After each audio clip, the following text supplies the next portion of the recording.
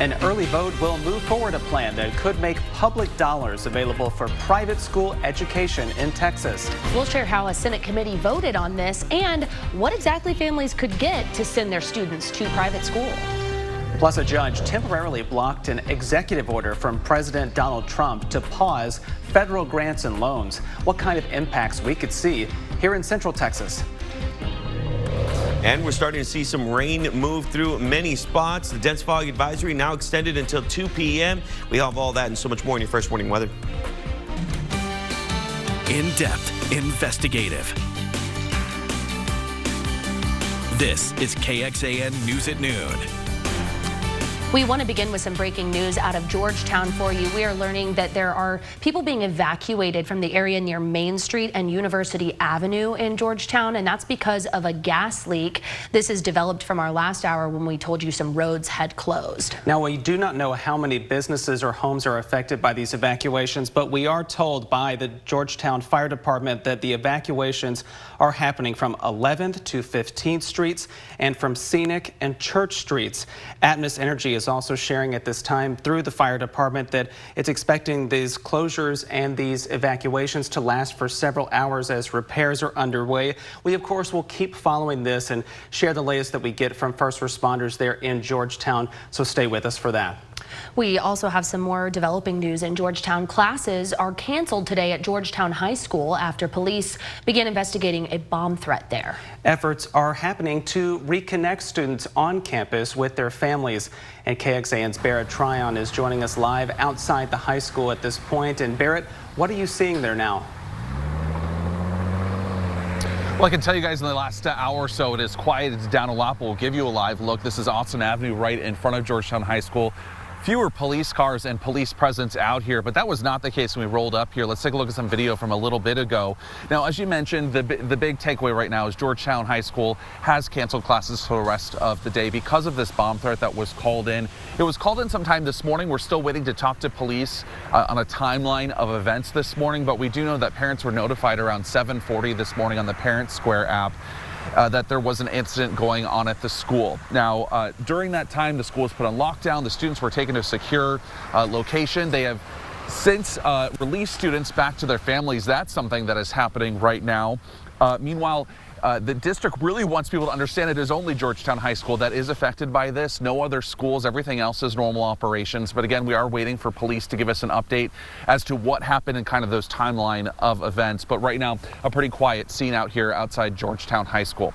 For now, though, we are live in Georgetown. Barrett Tryon, KXAN News. Barrett, thanks so much for that update. We appreciate that very much.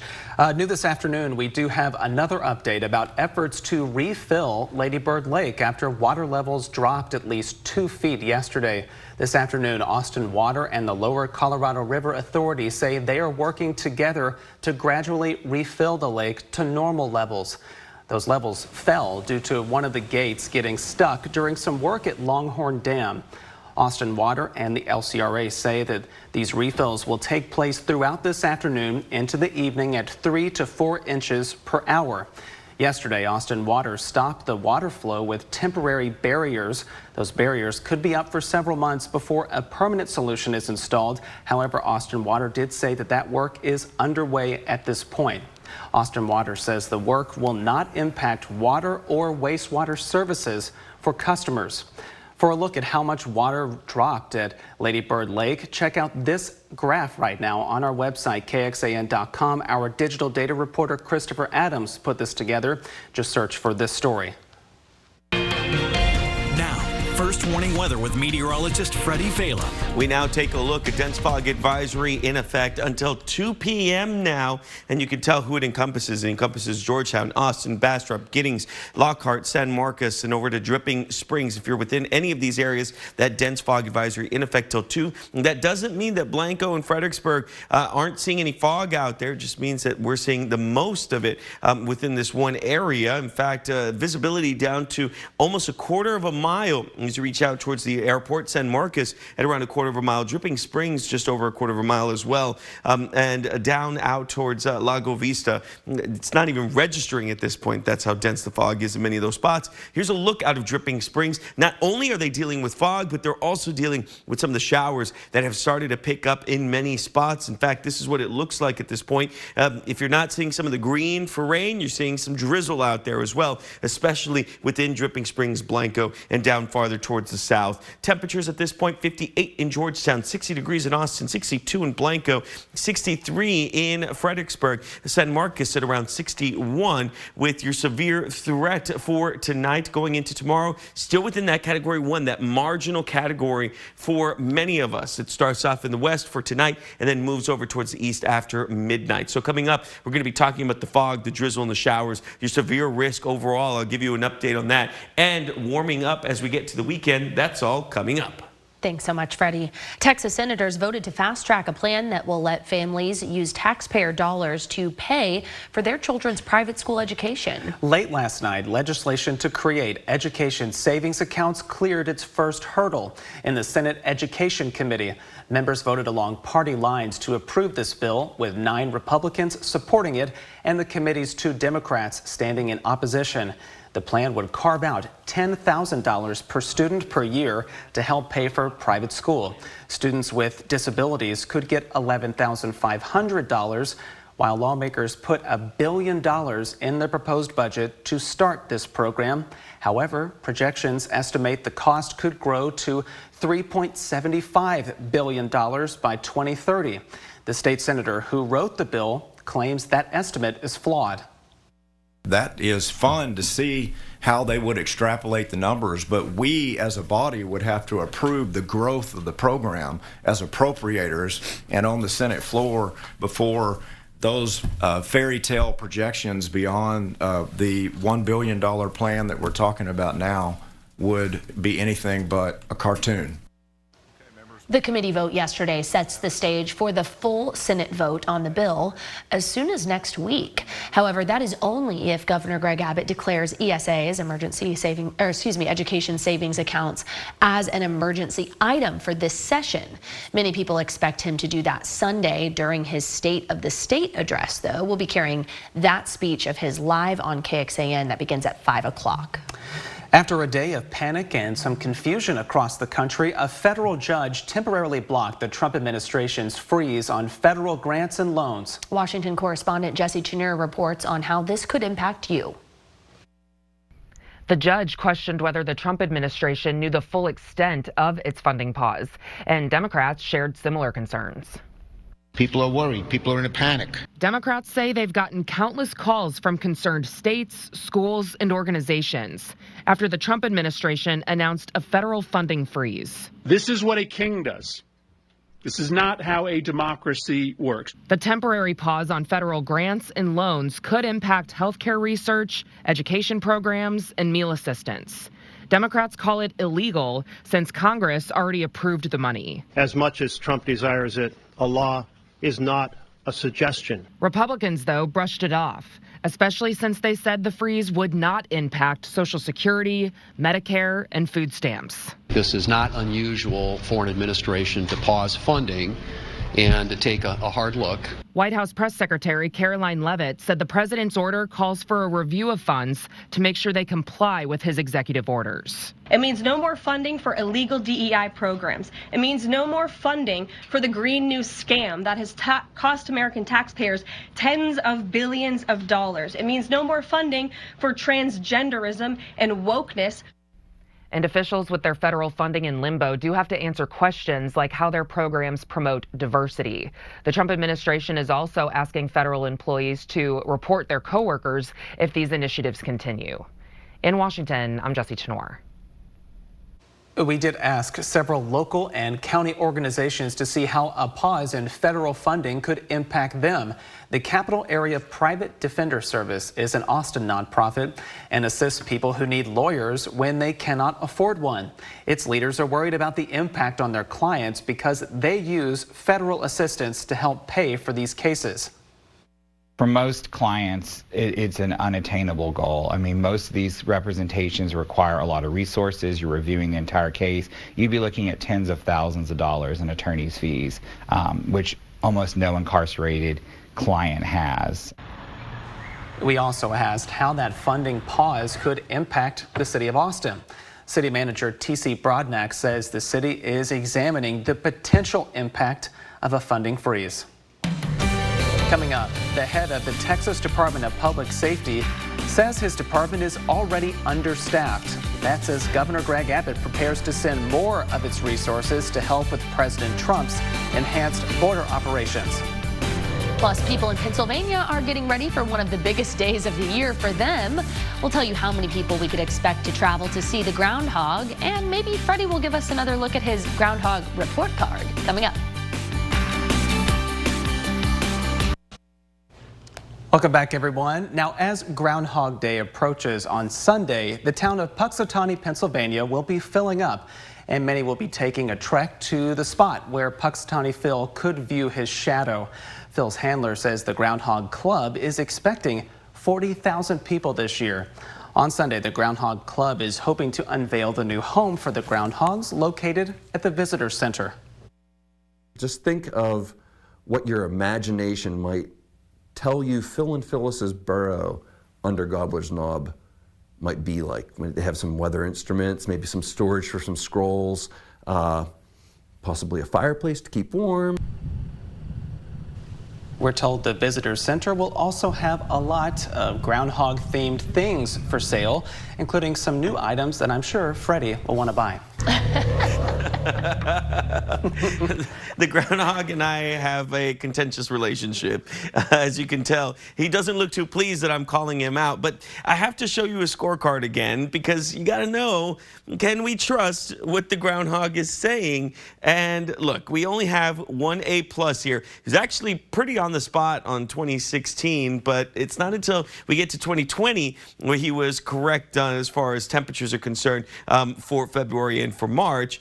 You'll notice everywhere else he's either all right, which is around normal, or below, and he just wasn't right overall. So the worst year he had was in 2017. He was well off. He was very, very wrong there. So anyway, Punxsutawney Phil, I'm coming for you. I don't think you got what it takes. All right, I do want to show what's happening right now across the state of Texas. We are still seeing a lot of that Pacific moisture come in. We're getting some showers already starting to filter through San Antonio and into Austin as well, with current temperatures still in the 60s out there. 60 degrees in Austin, 62 in Bastrop and Giddings, 65 in Lockhart, 62 in Blanco, and 63 degrees in Fredericksburg. Don't forget, we do have that dense fog advisory in effect for the lower portion of the Central Texas area, and that's because of all the fog. So within that area, still seeing visibility down to 1/4 of a mile or less. Pollen count, mold, elm, and cedar in the low category. Downward trend on mold, upward trend on cedar, with temperatures tonight hitting about 62 degrees. But this is what we're going to be watching because we have a chance of seeing some strong thunderstorms moving in. I'll play this out through our satellite and radar. This is our graph model. We're seeing overall a few showers that can pick up throughout the day, but it's not until we get to tonight where we get a line of strong thunderstorms that are going to build up. First off, out towards the hill country, you're going to stay there for a bit before it finally starts to move after 1 a.m. towards the metro. By the time we get to about 6 a.m., we'll see strong storms move in, and by the time we get to 11 a.m., the strong storms are now out towards LaGrange. Could we see hail? Could we see strong winds? Yes, that's all a possibility. In fact, as we look at your Storm Prediction Center outlook, we're actually seeing that marginal risk, which is Category 1, and that's for almost everyone as we go on throughout the night itself. So hail at 1 inch plus in diameter, and then winds at around 60 miles per hour plus expected. This is another look. This is our NAM model. As we see that line of storms come in, that starts to come in through Austin, through Dallas, and then farther out as we get out towards the overnight hours. Here's a look at your 7-day forecast. 68 for today, 71 for tomorrow. And then as we get into the weekend, it's like nothing happened, and we're in the mid-70s. Keep it here. We'll have more coming up.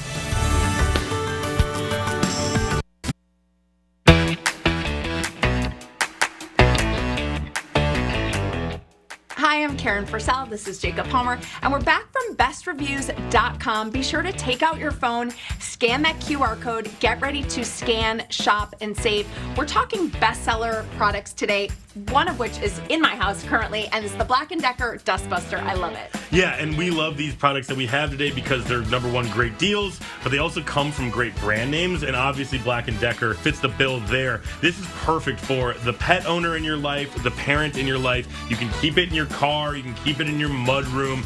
It is great for those quick cleans and making sure that things stay tidy in between the big cleans. Absolutely. It actually, I love it also because the charging station, it has it vertical, so it doesn't take up a lot of space, so that's really great. Tell us a lot about the dash cam, really great for insurance. Yeah, because you never know what's going to happen out there on the road. You want to be able to protect yourself in all ways. And so if you were to, heaven forbid, get into an accident, this is going to make sure that you've got the full and accurate story that you can report to insurance. We're seeing these fly off the shelves right now. It's a product type that's super popular because people want to utilize new technology to make sure that they're accurately portrayed for what they're doing on the roads. So this is a great one to make sure that you've got now, especially while we've got it at a great price. And it does also shoot the inside of the car too, so that's really great. All right, well, we do need some activities when it's really cold outside and we want to do something at home. This is by Lego. This is a really cool set. It's perfect for the whole family to get together and be able to put it together and assemble it because, number one, everybody knows Lego. Everybody knows how fun it is, but this is a simple one, so it works for a lot of different ages, and it's also, at the end of the day, you're going to have this great set piece for all of February. Maybe it's something that couples can work on ahead of Valentine's Day. Yeah, I love it. And finally, we have the pet grooming kit, which is really great for your furry friends at home. Absolutely. It comes to us from One Is All. And as a lot of pet owners can tell you, the costs of grooming are really getting higher and they stack up over time. And so this will allow you to get the job done yourself. This is a great product at a great price point to be able to solve your problems, and you'll save so much money over time. Yeah, and it's portable. It's got that nice handle, so really nice. All right, well, let's take a look at all 4 products. Be sure to take out your phone. There's some really great deals. Scan that QR code on the screen and get ready to scan, shop, and save.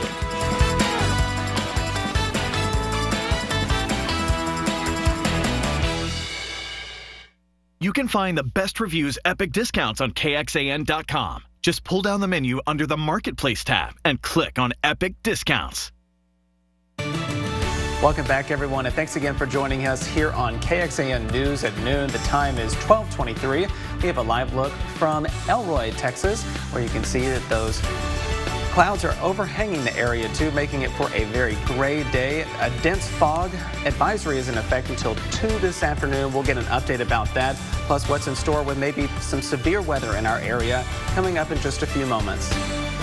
This year is the 50th anniversary of the Earned Income Tax Credit, and leaders at the state and local level are in Austin to not only help Central Texans with their taxes, but educate them as well. They, alongside some volunteer tax experts, are offering their services to help out Texans file their taxes. The program is called Prosper Tax Help, and it's designed to make filing taxes a little bit easier. Not only that, but lawmakers would also like to use this day to bring awareness to the Earned Income Tax Credit. More than 20% of people who are eligible for that do not claim the credit, so they want to use this day to raise awareness about it. The average refund for EITC was $2,700. Here in Texas, the average refund was $3,000.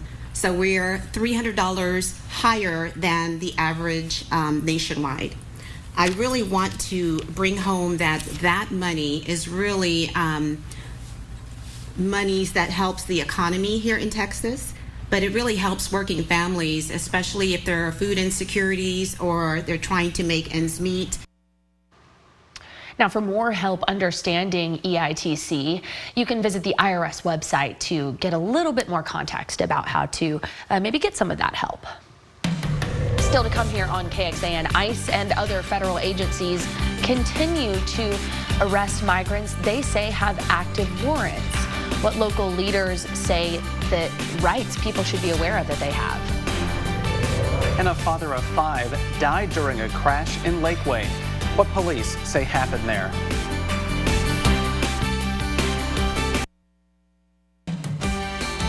In-depth, investigative. This is KXAN News at Noon. We are continuing to follow some breaking news for you as people are being evacuated out of a part of Georgetown because of a gas leak there. Police and the fire department say these evacuation orders are happening from 11th to 12th streets and from Scenic and Church streets there in Georgetown. KXAN's Barrett Tryon has now moved over to this area of Georgetown with more about what's unfolding there. Barrett, tell us what's the latest.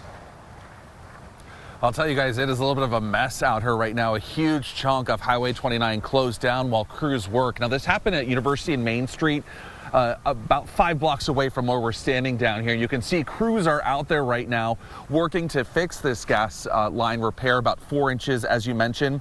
Evacuations, as you mentioned, a huge chunk of this area. There's a lot of residential homes just south of University Avenue here. If you're kind of familiar with the area, it's near the Old Town Park. So there are a ton of homes that are being evacuated, businesses are being evacuated. And as we drove over here, almost every street, as part of that closure, there are barricades up so people can't cross this section of University Avenue. They also have crews stationed. If you're trying to head eastbound, you actually can't get across the bridge. But if you're on the westbound, trying to head westbound, you can from Scenic Drive. But a very active scene while crews try to get this under control. They said it could be up to 8 hours, so we're looking at least through the evening commute. So if you know someone who lives in the Georgetown area who uses Highway 29, there is a lot of traffic as cars are kind of rerouted through this gas line break that they're currently trying to fix right now. So we'll continue to stay out here, bring you the very latest. But for now, though, we are live in Georgetown. Barrett Tryon, KXAN News. Barrett, thanks so much for hustling over there, too, after covering that situation at Georgetown High School. We appreciate that, and everybody can stay up to date on KXAN.com as well. Also breaking right now, the Trump administration just a short time ago rescinded its own order that attempted to freeze federal aid spending. The move comes just one day after it was issued. The move sparked widespread confusion about the potential impacts for healthcare research, education programs, and meal assistance. That order had already been temporarily halted by a federal district judge just last night. Back here in Texas, the head of the Texas Department of Public Safety is telling state lawmakers his department needs more staffing. This as the governor is directing DPS tactical teams to assist federal Homeland Security operations. That announcement came just yesterday, with the governor saying these teams will help arrest people with active warrants who are here in the U.S. illegally. Meanwhile, DPS's director, Colonel Freeman Martin, testified at the Capitol asking for additional money and more troopers. Right now, the department is spending roughly $2.5 million each week on travel and overtime. However, that money is just for securing the border under what's called Operation Lone Star. Freeman Martin says while his troopers are routinely facing various threats, it's becoming problematic, mainly because he says it's pulling his troopers away from other duties, like being able to keep an eye on our highways. We plan these operations, but then we pull them off when something else happens. And then you look at text map, and you might, between here and Houston, you have 2 troopers out. One's at the jail with the drunk driver, and the other one's working a crash. So that's how you can go back and forth from Austin to Houston, Texas for months and never see a trooper. The agency says there are roughly 5,400 immigrants here illegally with active warrants from local jurisdictions here in Texas. These strike teams include everyone from troopers to special agents, and we believe even some Texas Rangers with the department will work with the newly created Homeland Security Task Force to try and make these arrests. President Trump's border czar, Tom Homan, confirmed there have been collateral arrests in recent days of people who were not criminal defendants. We got an update from the White House earlier this week. They said these people happened to be in close proximity to a federal operation. The Department of Homeland Security confirmed intensified enforcement will continue in several big cities. Going deeper here, some lawyers note that non-citizens have rights under the 4th and 5th Amendments. Those cover unreasonable searches and self-incrimination. Rarely have a warrant for arrest. So you don't need to, no one needs to open their door if there's no actual warrant for their arrest. Everyone still has the right to remain silent and not incriminate themselves. And everyone has the right to a lawyer. The Department of Homeland Security confirmed those intensified enforcement operations will continue in several major cities. Oklahoma may soon require parents to show proof of their child's U.S. citizenship in order to enroll them in school. Oklahoma State Superintendent of Public Instruction Ryan Walters said the rule is needed to help schools gather information about where to place staff and resources. Walters said it would not prevent students without legal status from enrolling or keep them from attending school, but it would require districts there to keep that tally. Board members voted unanimously to pass the rule. However, it still must be approved by the state legislature and the governor of Oklahoma. New video is capturing some tense moments along the southern border. The Texas Department of Public Safety released this drone video from Starr County, which is west of McAllen. It shows suspected cartel members apparently firing shots Monday across the border at Border Patrol agents. At one point, you can see one of those suspected shooters pointing his gun at a drone. Agents returned fire, but no injuries are reported. A spokesperson for Border Patrol says this area is busy with illegal activity, including human trafficking and drug smuggling. Regardless of the situation and regardless of our specialty units being out there, these are just instances that all of our Border Patrol agents face on a daily basis. Our reporting partners at Border Report say 3 years ago, Border Patrol agents were shot at in this very same area, and last year, Governor Abbott labeled the area dangerous. First warning weather. We want to get a check now on our forecast, with first taking a look down in Lockhart at the moment, where you can see that low-lying cloud coverage is sticking around even into this afternoon, Avery. Yeah, and those roads out there are definitely looking like they've seen some rainfall. So be careful if you're heading out for lunch or to grab some coffee. Freddie, it may be slick out there. It's going to be slick. It's going to be dangerous because we still have fog out there and so much more. And speaking of fog, we actually have a beautiful picture that we wanted to show you. This is courtesy of Mindy Miller out of Lake Marble Falls, where this morning she woke up and saw nothing but fog over the lake itself. And she decided to snap that picture, and we're glad that she shared it with us. You can share any photos you've taken of the fog or the rain at reported@KXAN.com, so that way we can feature it not only here but on our website as well. By the way, Avery was talking about slick roads out there. Obviously, we want you to be safe, and I want to talk to you a little bit about hydroplaning, because that can be an issue. And we always say go a little slower, especially when we get some of that rainfall. And this is one of the reasons why when your speed is about 40 miles per hour, it's easier for your tires to pick up the road. The tread grooves actually funnel through the water, and then your tire is in full contact with the road. Now, when you actually go about 65 miles per hour, just that 15 mile per hour difference can mean a difference. The grooves are going to fail to filter out the water quick enough, and so you get no contact with the road, and you are instead driving on the water itself, meaning you're going to hydroplane. So we want you to be safe out there. There's a few other factors as well. So this is some of the factors that could increase your chances. As I mentioned, speeds over 45 miles per hour can be very dangerous. The low tire tread depth, the deeper water on the road, tire pressure too high or too low, all of that can make it a bit more dangerous to be driving around. So the live look at a Kreitz camera in Lockhart. This is what everyone's seeing. Temperatures at this point, 60 degrees in Austin, 61 in San Marcos, 63 in Fredericksburg, 57 in Georgetown, and 65 in Bastrop. We're getting some showers filtering through. I'll tell you where they're at and how long they're going to last coming up. Freddie, this next story is really a sobering reminder of what you were just talking about, how important it is to be safe on the roads. Police in Lakeway say a driver killed a father of 5 last year while speeding in the rain. The driver was not charged in the man's death. Gabriel May died in the crash last spring. Lakeway police confirmed the driver got a citation for unsafe speed, driving too fast for conditions. Police say the case is still open, and investigators are looking into whether additional charges are warranted. If you're speeding on a wet road, driving a giant dump truck, you know that that's not safe. And to do it anyway, even if you had no ill will, no ill intent, you took my husband's life, and his life mattered. Now, as Christy just mentioned there, the driver was driving a heavy truck when they hit May. This week, Lakeway City Council members talked about banning heavy trucks on the road where this crash happened. They have to vote on the ban one more time, though, for that to become an ordinance there. Upgrades are on the way to keep you safe while traveling on Airport Boulevard near 290.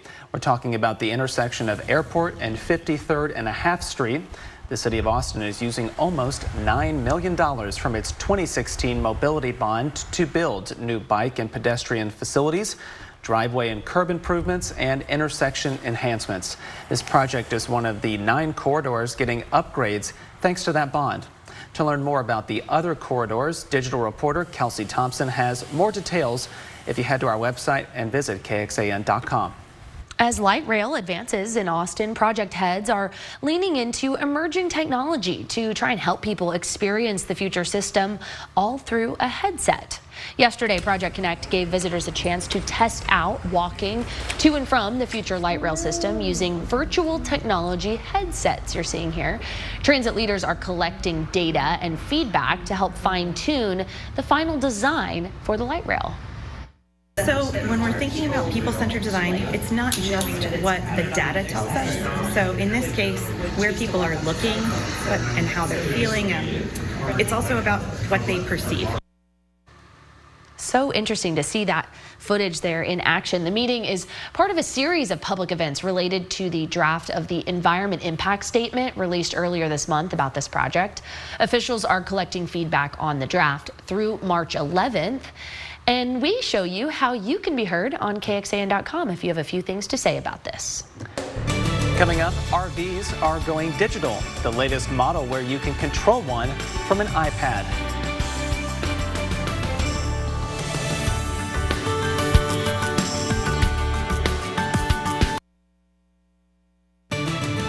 We are taking a live look again out in Lockhart where you can really see the conditions on the roads out there. If you are heading out, whether it's in Lockhart, back here in Austin, be careful out there. We're seeing fog. Freddie's tracking rain in certain spots.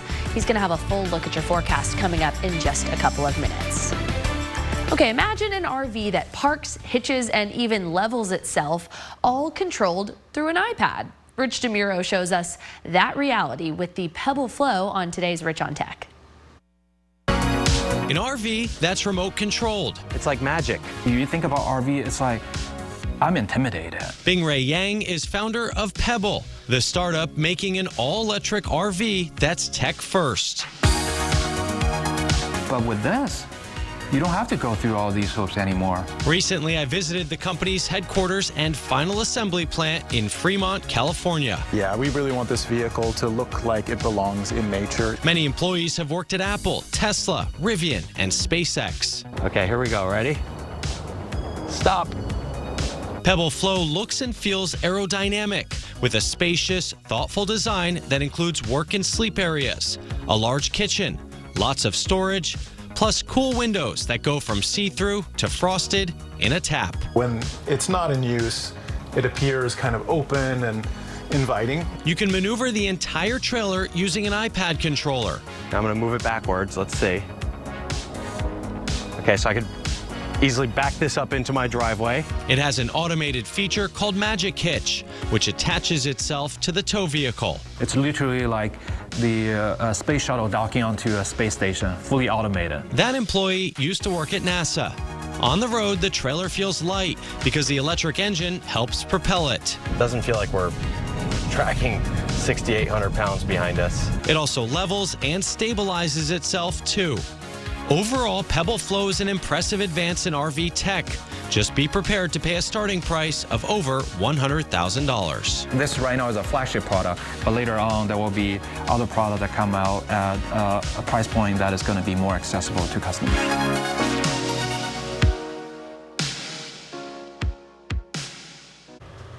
Looks fancy. Yeah, very nice. For a while, I thought that maybe I could get an RV and just kind of just live out on the road. Tour around. And with something like that, maybe. That may sell you on it. Well, not with the road conditions that are outside right now, let me tell you. Let's go and take a look at satellite and radar. You're able to see it's overall, we're starting to see the showers pick up in many spots, drizzle, light rain, and then, of course, the fog, which has been seen that dense fog advisory extended until 2 p.m. A lot of that Pacific moisture flowing back in from Dallas and Austin down into San Marcos. Temperatures right now, 60 63 in Fredericksburg, 54 in Mason, 60 degrees in Austin, 61 in San Marcos, and LaGrange at around 65 degrees. As we take a look overall over the next couple of hours, no real big change. Everything looks like everything's on track for the possibility of some stronger storms coming in, especially after midnight. By the time we get to about 6 a.m., should be moving through the metro, Round Rock, and Georgetown,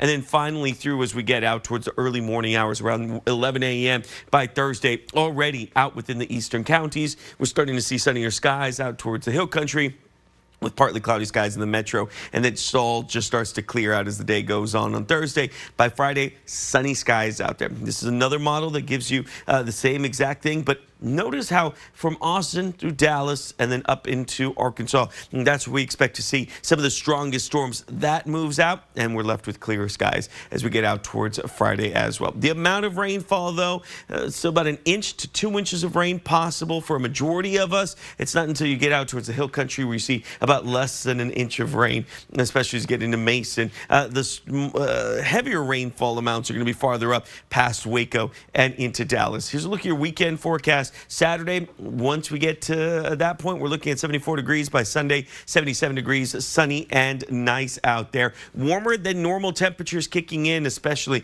as we get past a lot of those showers. Cooler than normal farther up towards the north, but your 7-day forecast reflects all that. After we're out of today, going into tomorrow midday, that's it. Sunny skies overall, 72 on Friday, 74 on Saturday. By Sunday, 77. The mornings will still be nice and cool down into the 40s, 43 on Saturday morning, but Groundhog Day, 77, Monday, 79, and as we get into Tuesday, around 75 degrees. Still to come here on KXAN, we're going to show you this incredible rescue by some firefighters for this goose, how they found the bird and what happened next. If you're wanting to watch some TV tonight, here's a look at the lineup on KXAN. It's Chicago night with Chicago Fire starting at 7, Chicago Med at 8, and then Chicago PD at 9. You can, of course, join us right back here for KXAN News at 10.